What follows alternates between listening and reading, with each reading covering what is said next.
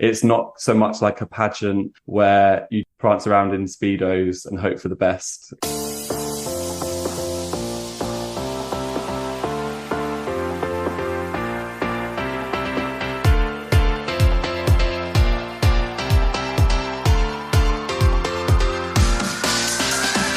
Hello and welcome to the Euro What, episode 186 for the week of March 13th, 2023.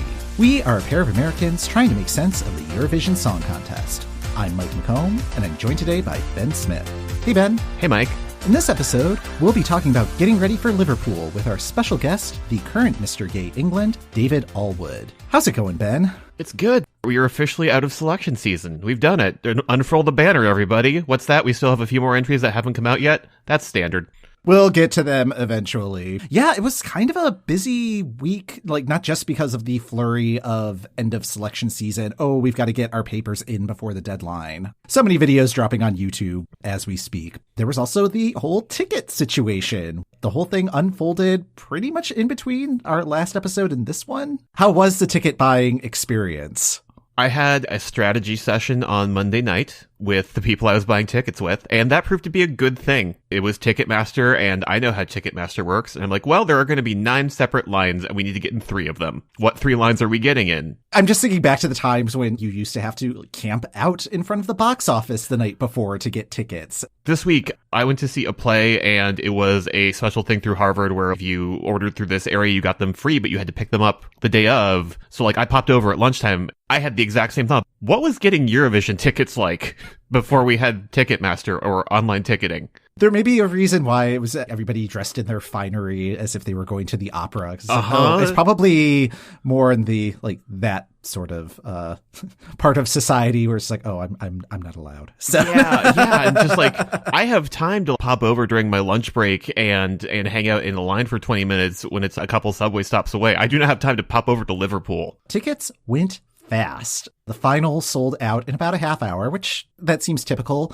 Yeah, that tracks. All of the shows sold out in about an hour and a half, which is kind of unheard of. Even the family shows and the shows formerly known as the jury shows. That's going to be a tough habit to break. Oh, yeah, no, like evening preview sounds like a weird euphemism to me. Yes. Like it's just going to be like all of the understudies and like the fake Maneskin's performing performing the songs. But... Yeah, which is, as a person who did succeed in getting evening preview tickets for the semis, I better see real Karia. Yeah, it's just going to be a mop with a green bolero around it. Yeah, that's what they do. I need to see the little green man.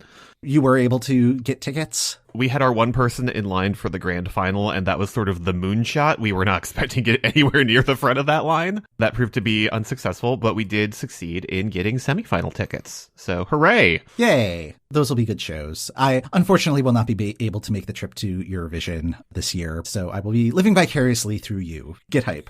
So, yeah, it's like no pressure. Now that we are in the final stages of selection season, we have a handful of entries to go over. The first one that was released last week came from Switzerland. It is Remo with the song Watergun. Soldier, soldier, I don't wanna have to play with real blood. We ain't playing now. Can turn around, no water guns. No, no, I don't wanna be a soldier, soldier. I don't wanna have to play with real blood, 'cause we ain't playing now. Can turn around, no water guns, just body bags that we've become. Switzerland has said once again, boys do cry, but this time it's about war. Switzerland looked at the televote results last year, where their song did not get televotes, for a message song, and is like, you know what we're going to do? We're going to send a message song again in a televote year. The doubling down on that, I admire the courage behind that. And I'm coming away from this one where it feels very well intentioned, but kind of the same way that the Gal Gadot Imagine video was well intentioned, but really misguided. Like, I don't know if this could have been more on the nose if they had released it on the anniversary of Russia invading Ukraine, which would have just been like, oh, we appreciate the thought, but really, like, it's like thoughtful thoughtlessness. My notes already have the phrase "read the room, Switzerland," and had they done that, it would have just like ratcheted that up to like a 13 out of 10. He's got a good voice. It's very a voice winner single. On a pedantic note, why is the song not called Waterguns? Yeah, that's been really bothering me and spell check on all of my notes. Yeah, this one, I feel like I need to sit with it, but I really don't want to. I don't know what Switzerland's plan is here. They announced that Sacha Jean-Baptiste has been booked to stage the performance. They've worked with her several times before, and that has worked in the past. I don't know, maybe it could work with this one. She has material to work with here. There is more to work with than I think they had last year, so there is a step in that direction. But yeah, like sticking with what they did last year in a year where you need televotes to advance is a choice. Yeah, it's interesting, and I look forward to seeing how it turns out.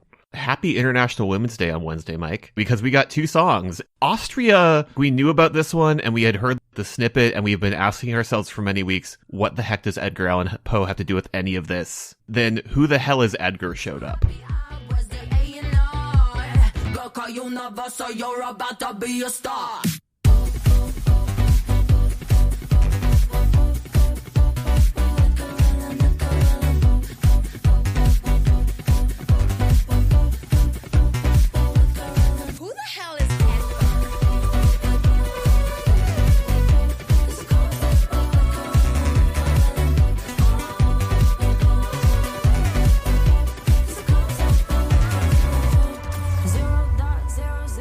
What were your thoughts on this one, Mike? Going in, I had very low expectations. I mean, we've had the history of Azerbaijan with all of their biopic type songs, question mark. Yeah. It's like, okay, is this going to be from that same brain trust? It is not.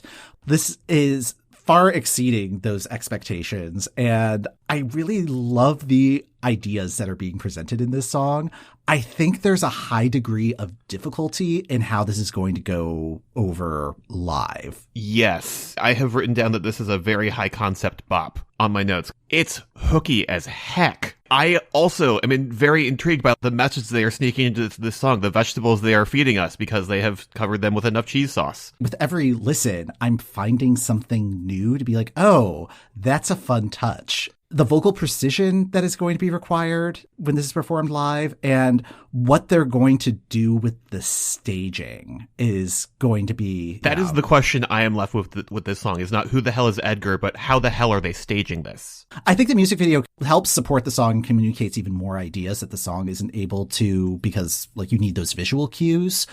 But I'm worried that there's going to be a lot of leaning on the backing track, and I think that has the potential of hurting this. That is the main area that I'm like, how much of this needs to be backing track, and like, what is the main vocal performance going to be? From a staging perspective, the song and its video are so perfectly intertwined. This is a perfect web viral video sort of a deal. If this was not happening at the Eurovision Song Contest and College Humor was still a thing, I could see this being a College Humor video. Oh, yeah. Yeah, I'm actually kind of surprised that it hasn't broken out of the Eurovision bubble yet in terms of virality. We still have time. Part of me is just like, okay, but like I need them to go like full sexy Edgar Allan Poe Halloween costume. Yeah.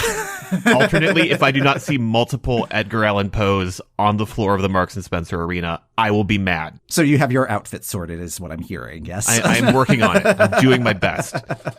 This is a surprise from Austria, and I'm excited about this one. I am rooting for it, but I'm also just like, how are they going to do this? If they do pull it off, that's going to be a major coup, I think. Yes. This is one to watch, and I'm really excited about what the possibilities are going to be. I can see them really pushing it over the top with the stage presentation. On the other hand, I can also see them completely sinking themselves if they do this wrong. It could just be a little too high concept. The one that immediately jumped to my mind was the Social Network song. They did what they could with that, but yeah, we've known that this has been in the ether for a while, so they've been planning this for a while. Yeah, Austria has been very excited about this one, so hopefully they have like the full package figured out and we are only starting to see what they want us to see. The other one that was released on International Women's Day came from Israel. It is Noa Kirel with Unicorn. Like a unicorn.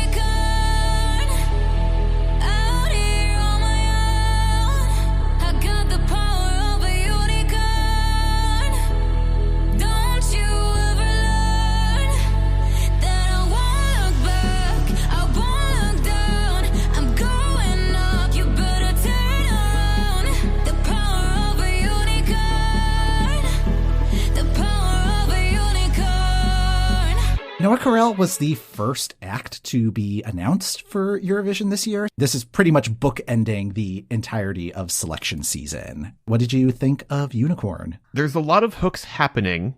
I'm not sure they're speaking to one another. And I hate the telegraph dance break that just sort of abruptly stops the song. This is another one where they're like, hello, we saw Chanel last year. We're going to do that. My first note is, did ChatGPT write this, then run it through Google Translate a zillion times, then rewrote whatever came out of that? Nothing is cohering lyrically. On Spotify, you can set it so that you can read the lyrics as it's going through, kind of like a karaoke setup.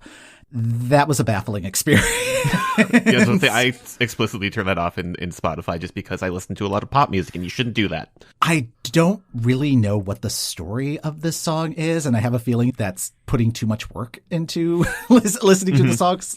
I don't know if there's a story here. I am truly and sincerely baffled, so congratulations, Israel, on accomplishing that. Yeah, well, I mean, as far as the story of the video, from what I can tell, she's a unicorn, Mike. No, she's a centaur. Oh, good. I also had that note. That was my pedantic note for this song, is she's a centaur in the video. Although she does do the thing with her hands of the unicorn horn. That centaur graphic was just really upsetting. The video was very strange, and similar to how there's a big pile of hooks that are there, we have just a bunch of different music video setups that are there. Really, if you're not paying attention to the lyrics and absorbing it as sounds, I think it works that way. You could have it kind of playing muffled in the background or something. I think it would absolutely work, but if you pay too close attention to it, and really the very minimal amount of attention, it's just going to leave your head scratching. Okay, so it's AI generated art, and that if you look too long, you're like, wait a minute, that has 6 fingers on one of the hands. It's very competently made, but it does nothing for me.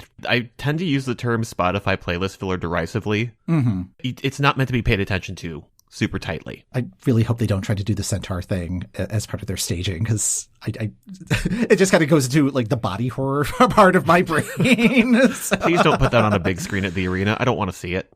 So that happened. Yes. Yeah, it happened, and it's there. I hear touches of Sia in the overarching metaphor that doesn't entirely make sense. There's some Netta-y bits too to me. Yeah, it shares a songwriter. I didn't know that, but that makes so much sense. The dance break at the end just irritates me. It's not even integrated in subtly. It's just and now you're going to watch me dance. It's very much that one SNL sketch with Kristen Wiig going, don't make me sing. She is a huge pop star in Israel. Yes. So yeah, I applaud the strategy here, but song-wise, I'm just okay, cool, fine. Next, please. We'll see how this ages.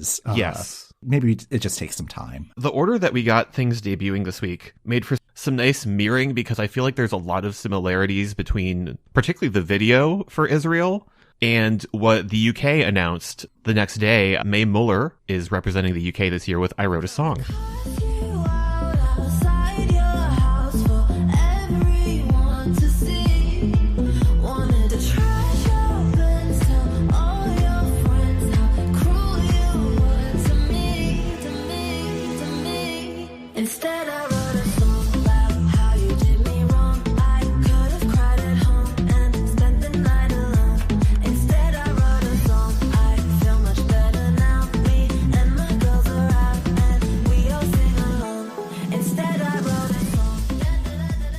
One fun thing that I like that you dug up as all this was coming out is that she is the 9-year-old girl in Mika's video for Grace Kelly. Yeah, that's just such a delightful little tidbit, and a weird connection with last year's Eurovision. Yes, I don't know if that was just a coincidence. What pushed it over the edge for me of okay, cool, she's been involved in music for a while, but the fact that we just saw Mika hosting last year and there's a connection there is just fun synchronicity. How do you feel about this one, Mike? I really like this one. My first note on this is that the double nil may have been the best thing to have happened to the UK, because they've really snapped out of whatever 20-year funk they were in. This feels very current, but not so current. It's fun. I think it's going to go over really well live, or at least it's going to pop off in the Euro Club. I fully agree with you. The double nil was such a good thing because it got the UK talking to TAP.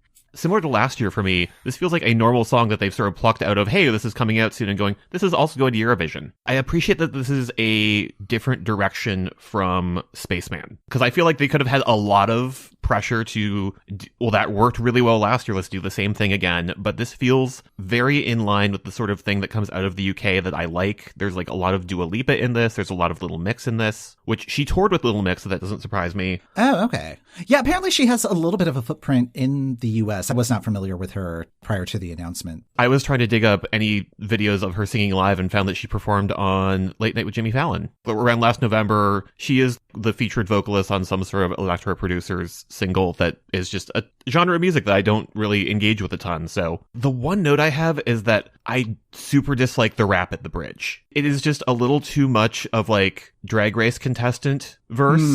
I can understand why that would be thrown in to appeal to a particular segment of the audience. Yes. So. Like it knows that it's going to Eurovision. Unlike Israel, this one feels like it has sort of some natural dance breaks in there. I hate to compare the two, but this one also has a bunch of hooks, but they're talking to one another. They fit neatly in with one another. It also feels like it is, I mean, since it's like, I wrote a song, it's like, okay, of course you're going to send something like that to Eurovision, but it's not, that's how you write a song. Like, it's not so on the nose about that. She did not get a certificate from the Alexander Rybak School of Songwriting. Yeah. I'm still waiting for mine. I think it got lost in the mail somewhere, but Also, this is not really a factor with Eurovision songs, but this has incredible Weird Al potential for something like I Had a Snack. Okay. I don't know, just like the entire point of the song is you cheated on me, so I'm just completely destroying your life. What if you're just hangry? Like a hangry Lily Allen. Yeah. Yeah, there is like a little bit of Lily Allen in this, and I really appreciate it too. I never fully understood the Rena rumors. People were like, it's going to be this song off of Hold the Girl. And I'm like, that is very much an album track, and I don't know how they're going to refashion it for Eurovision, A. B, she's at a level of success where it doesn't feel like she needs this. And also C, she's in the new John Wick movie. She probably has to do a promo tour for that. She's not going to do Eurovision. She is at the level of her career where she's acting. Eurovision would definitely be at odds with that sort of career move. This feels like a much more logical choice, similar to Sam Ryder last year, of this is the next step up for somebody who, and we're also just sending a great song. This is the second year in a row that it's felt like they've sent someone that's very media trained and is excited about this and is going to be just a good ambassador. So good on you, UK. The big event this weekend, well, one of a couple of big events in terms of the final selections of the season, was Sweden and Melfest.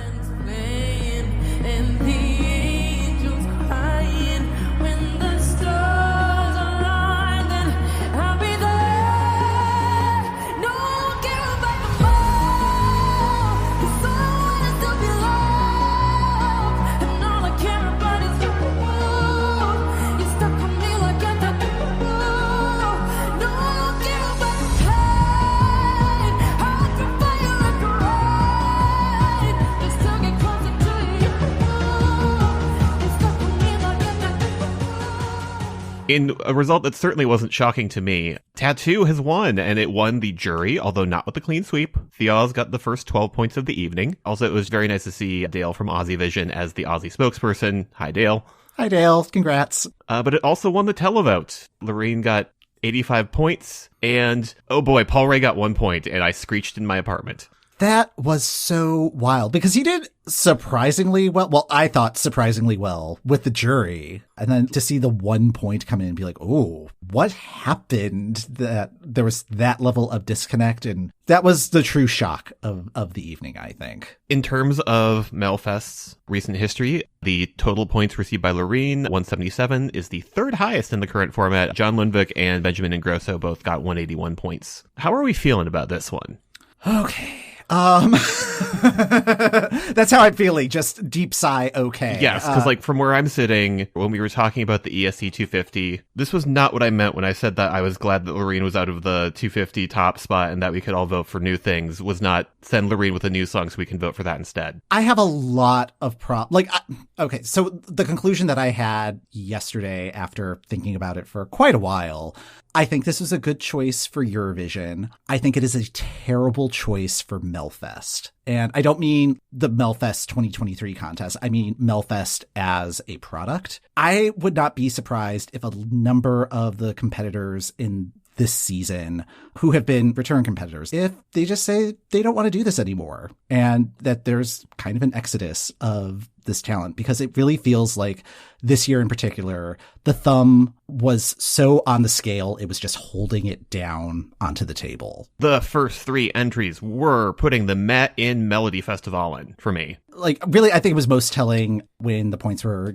being given out and Marcus and Martinez were receiving their points. It took a very long time to go from their points to giving Loreen her points. It was more than enough time to do the math and realize, oh, yeah, there's at least 80 points up for grabs, and Loreen's the only person who hasn't gotten points yet. So, like, you could see in their faces that they're just like, okay, we didn't win. And, like, I think part of that is just, like, they're young and haven't really had the opportunity to develop that kind of poker face that you're supposed to have in those sort of competitions. But I think it was also possibly genuine frustration. It's like, okay, we went through this entire process and this could have been internal selection and Sweden would have had the same result, you know? Could have been internal selection. Could have just been like a final of those 12 acts. Like, I don't understand why we needed all of the usual pomp and circumstance to get here. They had the one segment in the green room where they were kind of making fun of the idea of like, oh, all of these songwriters, they're having to run from table to table, blah, blah, blah. And it's like, yeah, that's not a good look, especially when you have Portugal later on. The way that Portugal does their process is they invite songwriters, they accept some public submissions, but they invite different songwriters for each song in the competition, of which there are 20 songs, and there's variety there. I think Sweden really needs to look at the diversity of their songwriting teams. Maybe they could just start with, you can only have one song per heat. If you have multiple songs in the same heat, like, it's just like, what are you doing? We know the Swedish music industry has songwriters. If you only have like this pool of like 6 to 10 that you're just drawing all of your songs from, they're all going to sound the same. They're all going to like, it's just like bombast versus bombast. Yes. Okay. I'm so glad you called out that interstitial bit because I immediately had thoughts on it and could not put them into 240 character chunks in enough time for it to be relevant on Twitter. But it's great that you guys are joking about this, but this is also not a great look. I think they made the correct choice, especially looking at the odds. They had been at the top of the odds before they selected Loreen, and now they're probably going to firmly stay there. Mm-hmm. But I also feel like as a song, this is the same thing that we have generally yelled at Sweden for sending the last 3 to 4 years and have given them lots of jury points and not a ton of televote for. Yeah. Like, from a narrative standpoint, it's cool that Loreen is back. From a narrative standpoint, it's cool that Ireland may no longer have the crown to having the most Eurovision wins. And I'm glad you brought up narrative, because it's like, I don't think this was a really interesting narrative, like for Melfest. It reminds me of the task on Taskmaster where it's like, write a 10-word story while running. Carrie Godleman's story was just like, a girl wanted shoes. She got them. Like, that was the story. And that's what this feels like. Where it's just like, okay, the person that everybody thought was going to win and run away with the competition won and ran away with the competition. It's just like, okay. Mm-hmm. I have not liked any of the performances of this song yet. It was reported earlier, the staging, the Panini press, which I'm so glad that that has become the common term for the staging. But oh yeah, I'm delighted by that. Somebody in our mentions did call it the Lorini press. Anyway, it was reported that the M&S Arena might not be able to structurally support the current version of that. And I don't know how much of that is rumor mongering or if that is a legitimate concern. If it is a legitimate concern, I would not mind seeing the staging rethought, because I don't think it's serving the song at all. If I had come in on Saturday night cold to that song, I would have been like, what's all the fuss about? This is really a mess. There was way too much fog/sand. Like, there were shots where you could not see anything. There was that, and I thought she was over singing the song. It was just kind of like, all right, I can understand like why Sweden would be into this, but it also just feels like such a step back from what Cornelia Jacobs was doing last year. Yes, it feels like a step back from what recent Eurovision Song Contest winners have been doing musically. I don't feel the personal narrative of this song. No, I think there are way more interesting choices also in like the top 5 to top 10 of what's currently being discussed as potential winners, and I kind of hope one of them wins. And I think there's vulnerability there, because Loreen did not sweep the juries. She did not sweep the jury. She did not sweep the televote. I think she's going to make it to the final. I don't think there's going to be a problem there. But as of recording, they have not released the breakdown of how the televote points were distributed. There could be some very low marks somewhere in those 8 groups. It does not feel as runaway a success as I think we are trying to make it seem like it is. I have a feeling we've lost almost everybody at this point who is listening to this, but it's just like, you know what? This is really giving me the same feeling I had about Arcade. I'm kind of just pre-exhausted about this entry for the rest of the season. It's like I am kind of fine with being a voice of dissent on this one. Like with Arcade, maybe my thoughts with it will come around, but like I'm just kind of tired of it right now. So that was Sweden. And then Portugal came in right afterwards. Oh, what a breath of fresh air. Did you watch any of Portugal, or were you did you tap out? I tapped out because I was just like, okay, cool. The thing that we expected to happen happened. I need a break. Totally fair. I would strongly recommend going back and watching Portugal if you have like a spare hour or two. You could skip all of, I was going to say you could skip all of the interstitial stuff, but there was some really good interstitial stuff too. They had a group sing along of Hey Jude, but in Portuguese. That was a nice moment. It was like, okay, it's the like final Beatles medley that we're going to have of selection season. And it was followed by Salvador Sobral doing a Beatles medley of some unexpected tracks. He's a good performer, so that was really nice. They also did a Liverpool medley. I was eating dinner at the time, so I only caught the last half of it, but it was covering a lot of songs that you brought up during the Liverpool music episode. Ben would like this. I will definitely go seek that out. I know over the course of the season, anytime we got a Beatles medley, Eurovision Tour was just like, can you please just do any other act from Liverpool? You could make a case for anybody going to Eurovision from all of the competitors. So that was great to see. And it was actually a really exciting voting sequence. They had the 7 regions of Portugal doing their jury votes. It ended up in a tie between A Festa and I Coração. If there's a tie, they both get 12 points. So it's like, oh, okay, this is going great. It goes into the televote, and they reveal the first televote, the 1 point, and it goes to I Coração. And everybody is just like, what? What happened here? It turns out there was a snafu on the scoreboard, which feels like it's like the 4th or 5th snafu this year of scoreboard stuff. My thinking was, I wonder if this was a incorrect Excel sorting. We meant that they're in first. That turned out to be the case. I Coração did end up winning the televote.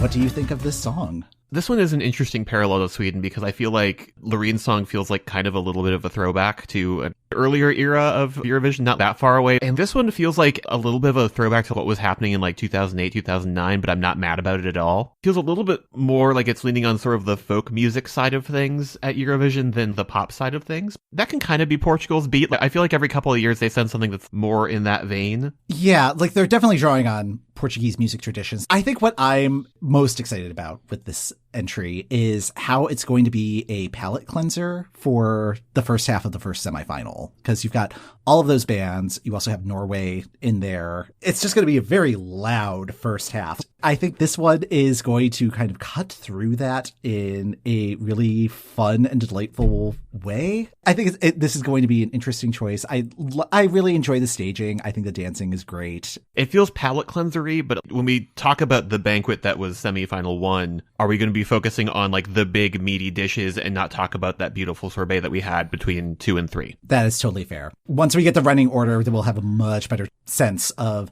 what Portugal's chances are going to be. Yeah, because like my note is just like, is this getting completely steamrolled in semifinal 1? On the other hand, I feel like when we first started this program, there is an Excel note somewhere where I talk about Salvador Sobral's entry. Just like, well, this is fun, but it's going to get completely curb stomped by everything else. And I was very wrong. So yep.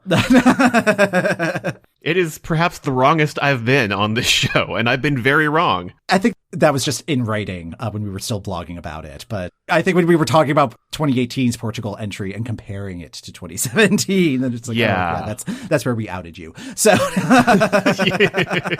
yeah, right. Like I've come to love that one, but yeah, I'm intrigued to see where it lands in the lineup. This was just a great way to end selection season. So many good performances. And one that I would really recommend seeking out is Barbara Tinoco's Good Night. The staging on that is so glorious and wonderful concept. It finished middle of the table, which is where I was expecting it to go. Like, I don't think that was one that got away from us. The staging might have carried it through at Eurovision, but I don't think the song was strong enough, especially in this year's first semifinal. But we're also talking about other ones that we think got away from us during Eurovision season over on our Patreon. Yeah, if you head over to patreon.com/Eurowhat, we'll be dropping that episode later on this week. It's a fun discussion. We highlight 5 or 6 entries from all of selection season that were just like, it would have been nice if this one got through. Greece has finally released Victor Vernicos' What They Say. It did take them a little bit because there was like the whole injunction in court, but the court declined to enter that, so the entry is good to go. Yay. Yeah. It's about dang time. Victor Vernicos is the youngest artist to ever represent Greece at ESC. When I watched the entry earlier today, I did not realize that he was 16. I knew that he was 16, but then listening to the track, it was reminding me a little bit of Destiny's 2020 entry, where my critique of that one was like, it feels like she's singing a song that is for a singer that is older than she is. That was my thinking on this one as well, until I looked at the credits for the song, and he is involved in almost every aspect of the song, the production, the songwriting, like his name is in almost every single credit for the song. Like, I think there was like one engineering credit that he was not part of. So like, he is 100% this song. I'm glad that you looked at the credits because I had not realized that. Because like, when I saw that the only place to view it first thing this morning was the Panic Records YouTube, I was very much expecting this to be just sort of like a copy paste of Cyprus.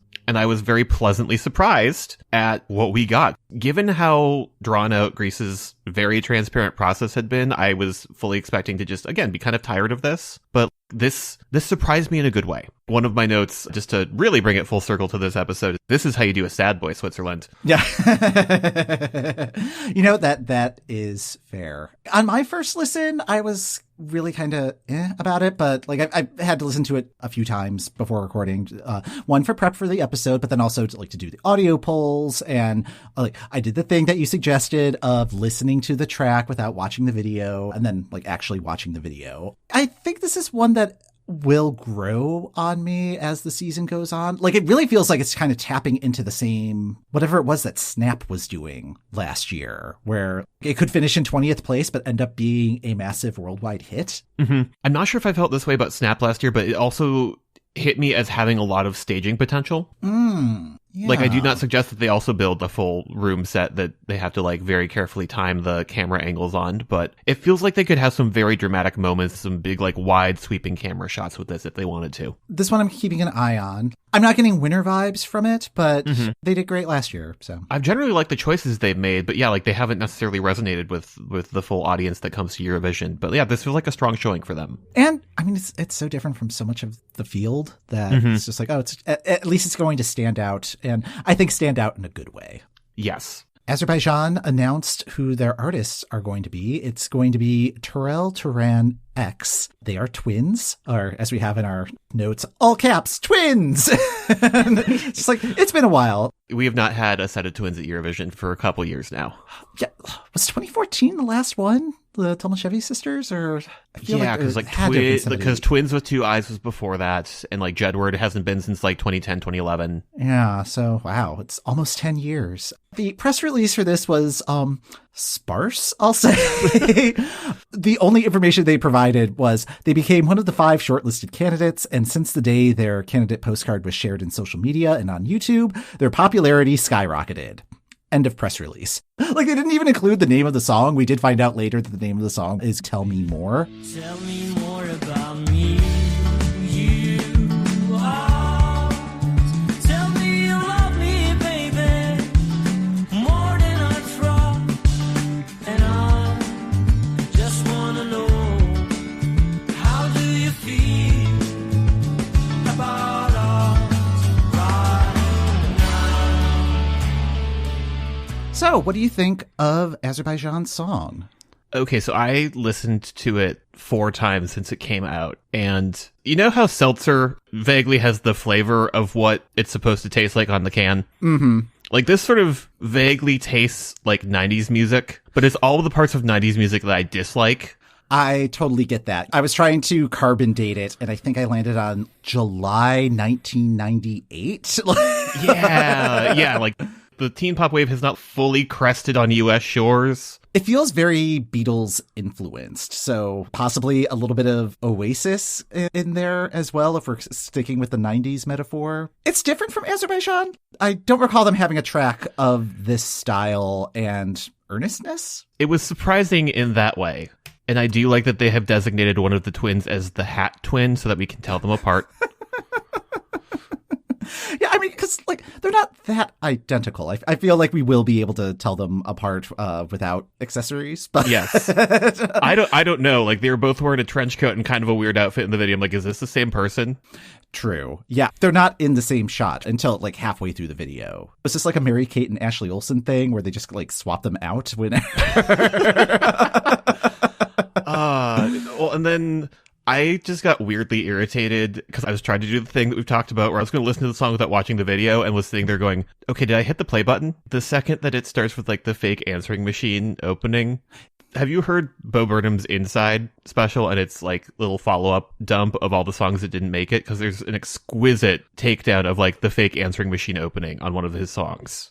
That, and then just the general, all of the things about 90s music I hate. Just 10 things I hate about this song. Yeah.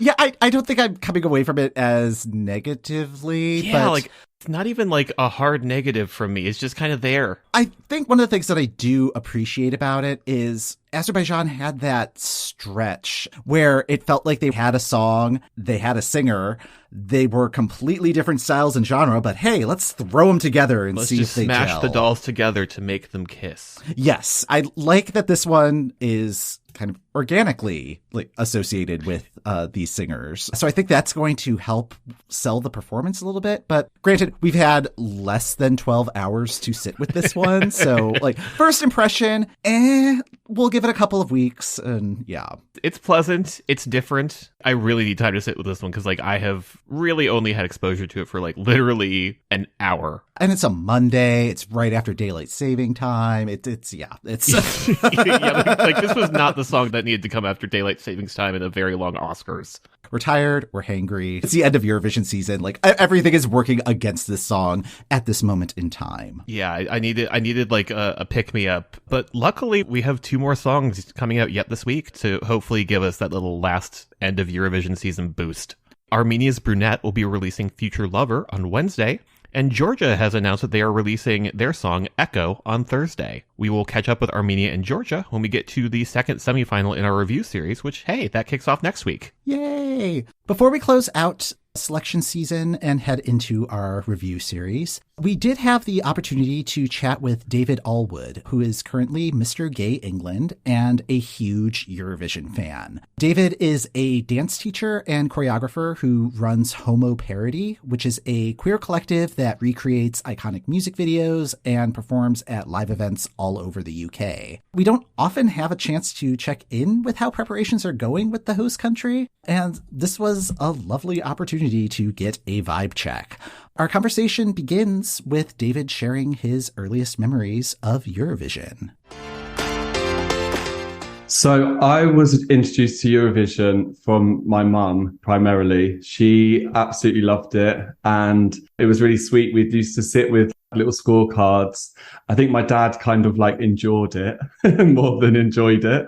I took it so seriously from a young age. I think it's probably the time they found out I was gay because I was scoring the dresses and, and the performance and the style and all this kind of stuff. So I just, yeah, it's just, I love it. And I've always loved it. In my adult life, my best friend, Steve, he's also a huge fan. He always hosts these amazing parties and all that kind of thing. We just sit around and still have the scorecards. And yeah, we just love it. Every year is just a joy. My geekhood is growing more and more as I get older. This is the first time I've actually followed national finals. That is an experience. Yes. Like, I hear you guys talk about it on the podcast and I think, oh God, that sounds quite interesting, like for good or for bad. So this year I followed them and some of them are amazing. Some of them really are so impressive and others are an event. Yes. Yes.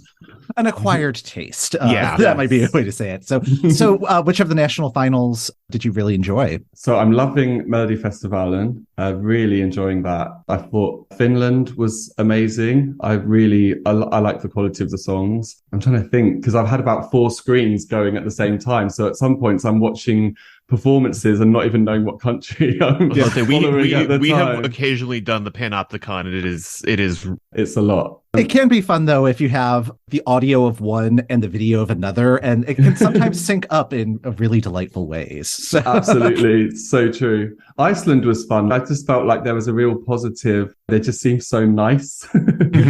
I was happy with the result as well. So I thought Iceland was a really nice one. Yeah, like there's a really nice community vibe to the Song of the Captain final. It's a small island. I think there were approximately as many votes as there are people in Iceland. So just like It's a very committed community.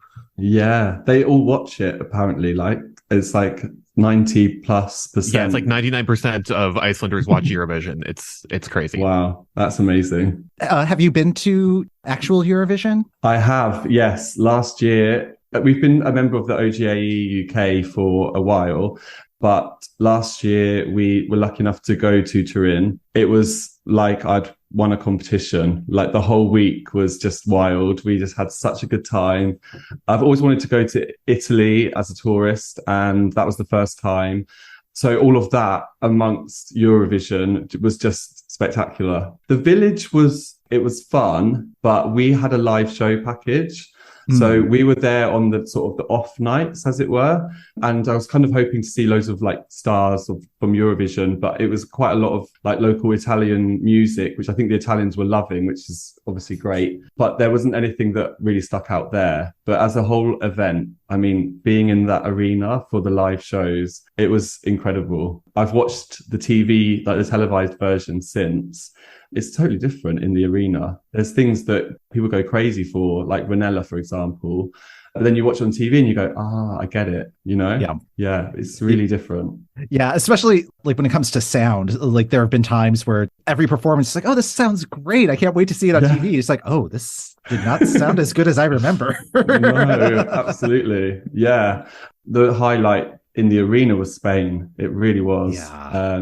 She just tore the place apart and everyone was just buzzing. And we were actually near quite a lot of Spanish fans. At the end, she actually ran to where we were to thank them because she obviously felt their energy or whatever.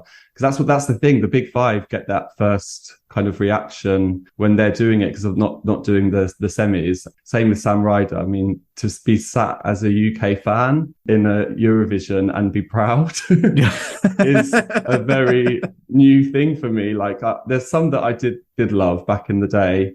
And I mean, I liked like Molly, Children of the Universe, and Christine and the Waves. There's a few that I have really liked, but this one was great. It was so good. What is the mood in the UK right now as Eurovision prep is underway? It's so positive and it's really present. It's normally just all the kind of Eurovision nerds that are like excited about Eurovision coming up and trying to convince their friends that it is worth watching or whatever. But now it's on all the mainstream radio stations and TV, breakfast TV, and they're talking about it in a positive light. They're saying, you know, obviously we're hosting for Ukraine, which is a really special thing. And I feel confident that the UK and BBC will do that justice and will really kind of make sure their focus is Ukraine and we're kind of hosting their party, as it was put. The mood is, like I said, it's really positive. There's a lot of hype and it can't come quick enough. Yeah. From our perspective, because like we're totally outside of it, it really does seem there's been a palpable kind of shift in public perception of Eurovision. I don't know if that's just a case of fan media or if there really has been that shift. I think there really has been. I think there is so much positivity now, even with things like Subwoofer, who was kind of back in the day would be the novelty act, the one that people would just laugh at and say, oh, this is ridiculous. People were loving it and things like that go viral now on TikTok and that kind of thing. So Eurovision has changed and it's moving with the times. And I think that is really important. If they had a Eurovision where it was a live orchestra, for example, the songs that would be presented would be completely different. And therefore the sort of public attention might shift the other way, but they're not doing that. It's always so technologically advanced. They try a lot of things out, I think, for Eurovision to see if it works in major sporting events and things like that in terms of technology.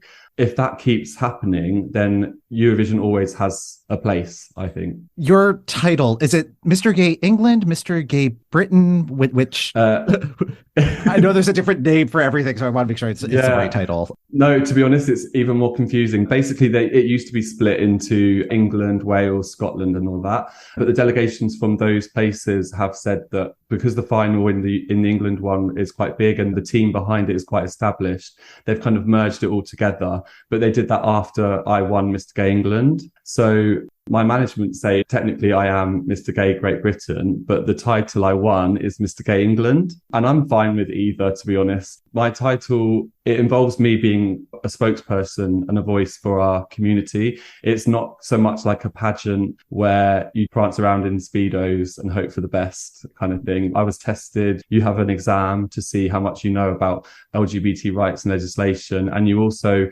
well, it's up to you, but I launched a campaign to help people that suffer from loneliness within the LGBTQIA plus community.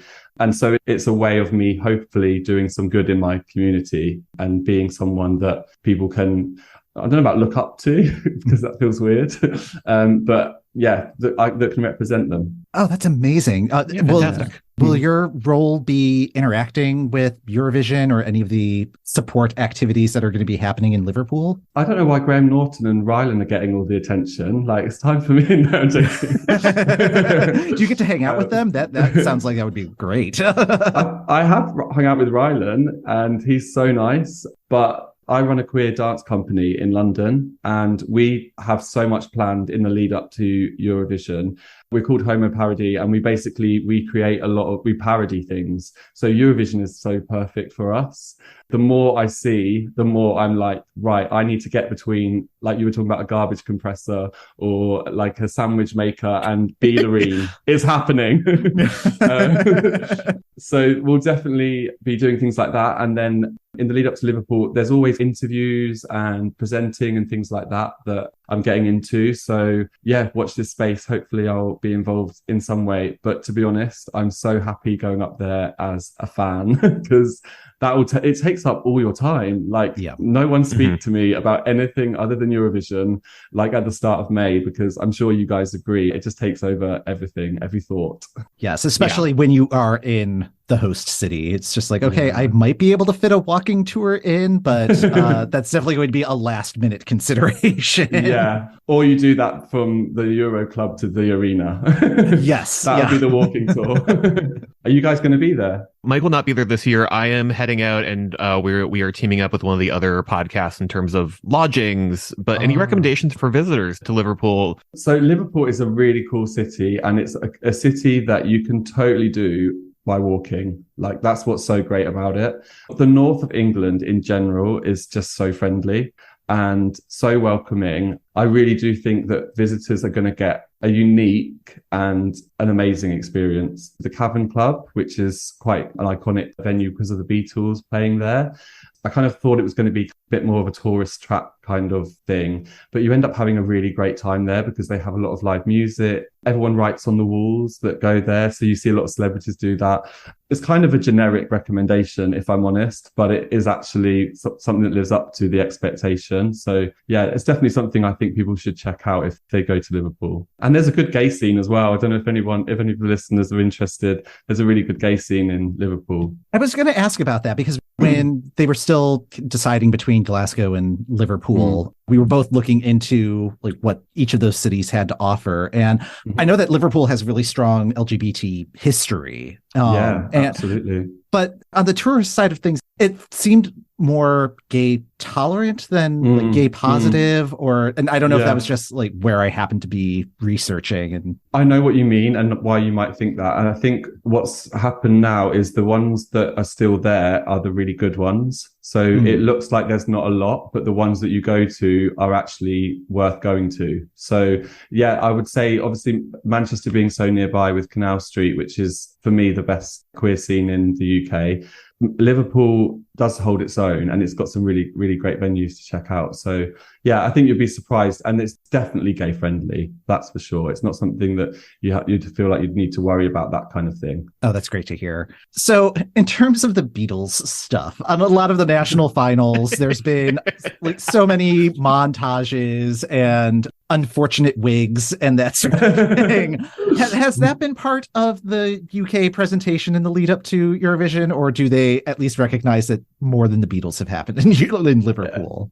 Yeah, I guess when the cities were narrowed down and it was Glasgow or Liverpool, there was a slight element of that, them playing up to that. But really, no, there's so much more, like you say. And what's really great is that the UK coverage now it's very Ukraine focused, but it's also Eurovision focused. And the Beatles, they're not intrinsically linked to Eurovision. So they're sort of going on the whole previous contestants and like Lulu and things like that for sure because of her connection. But no, it's not Beatles heavy. And I might eat my words when there's like a 10-minute medley of Beatles songs. But I really hope I'm wrong with that. Yeah, Like, taking bets on if Ringo shows up or not. Yes. Yeah, I feel like we were leaning stronger towards Ringo than Sir Paul showing up. Yeah, well, who knows? I mean, there's going to be a lot of sort of celebs and all that kind of thing that I'm sure will be around. But yeah, I just don't know. I think it's kind of, that would be like one of the first thoughts. And then you go, is it a bit predictable? Can we do something else? I do think there's going to be a lot of attention on Ukraine. I really hope there is as well. There's a dance audition at the moment for dancers in London, but there's also a dance audition in Liverpool. So they obviously don't just want UK dancers. They want people that are actually from the place. So that already means that they're concerned about things like that. They're not just throwing a show together. They're really thinking like, so people from Liverpool performing on stage is important to them. And obviously with the ticket offer for displaced Ukrainians, which has come through, that's such a nice touch and it's so important. I think there's good signs, obviously, that it's going to be a good show. I think there are good signs. I don't know if you agree.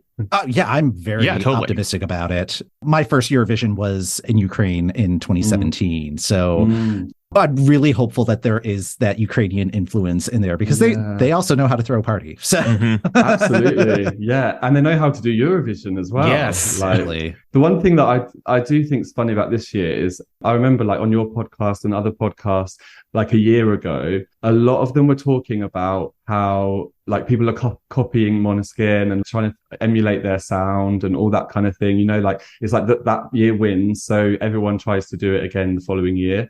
And this year there are a lot of bands and groups for sure, like male heavy bands. But the sound of the Ukrainian one was so unique that it's not really been emulated at all. People aren't talking about that quite so much. And I don't know if it's because of Ukraine had a good entry, but it was also a show of solidarity that they won. That means that the song kind of came secondary to that, and people aren't trying to emulate that sound. They're trying to find something different. But it's just something that I keep thinking about. It's not the same as people trying to copy the winner so much this time around. I think part of it is also Stefania was such a deeply personal song since it was about the mother of one of the members of the group. And I think trying to get the ethnic touches in that are specific to whichever country is trying to put together that entry. Yeah. I think that would be genuine, but like trying to make a photocopy of what Ukraine sent last year, I don't think that would work for anybody. Like, I don't even think it would work for Ukraine. I agree. Yeah, that's definitely true. But yeah, it's always interesting to see sort of what entries, even if it's not the winning entry, sort of other nations go, oh, we want that. Like who was looking at Chanel because Chanel also did really well. Yeah. I was thinking there'll be a lot of Chanel's this year. And there is a lot of rock still. There's a lot of different types of rock, but Sam Ryder and him doing well following Måneskin, I suppose there is kind of a link there. There's quite a lot of rock and bands this year. But yeah, we don't really have Chanel 2 yet, I would say. Some might say Norway is, but Yeah, like we've got like a bunch of bands and it's like a couple years after Måneskin now. So maybe it's just a couple year delay. maybe, yeah. David, thank you so much for joining us for this conversation. Is there anything that you'd like to plug or point our listeners to? Anyone that's listening, I can be contacted on mainly Instagram. So it's David_Allwood on there. And my group is Homo Parody, which is at Homo Parody. So that's where you can kind of find out everything that I'm doing. And I'm on Twitter as well, but that's where I just voice all my opinions on how much I love Loreen and don't like Norway. Yes. It's that part of the season. I can't wait. I always do it with love. I never tear anyone to shreds or anything like that. It's just more of like an opinion of how I feel or what my preference is. You know, you can't like all 30 plus songs, I guess. But there's so many I'm rooting for. I love France this year. Évidemment, I think is a great song. From the last 10 years, Italy has been my number one country. And I really hope he doesn't change it because that song brought me to tears during San Remo. But we'll see. I mean, I'm kind of, like I said, I'm having a different experience this year because I'm following national finals. Sometimes it's better not to know what could have been in the competition. I pick up so many songs where I'm like, this is great. And this, especially if they come second. Yes, I know. So frustrating. But yeah, I'm kind of just looking forward to having all the songs so you can kind of get like a picture of what's going to happen. And the semi-finals will be really interesting. So I'm just really excited. It should be a positive thing. I mean, there's been previously a lot of negativity around Eurovision, especially in the UK. And for me to hear that change is so nice. So I'm just looking forward to people enjoying the whole experience of the event. It's so much more than a TV show. It should be a lot of fun. We'll have links to David's socials and Homo Parody in the show notes. But for now, that's going to do it for this episode of the Euro What. Thanks for listening. The Euro What podcast is hosted by Michael Cohn, that's me, and Ben Smith. That's me. You can find show notes, our socials, and all the info you need about Eurovision 2023 on our website at eurowhat.com. If you'd like to help support the show and access a ton of bonus content, head over to patreon.com/eurowhat. Next time on the Euro What, we begin our in-depth review series of Semifinal 1 with special guest Justin Ladia.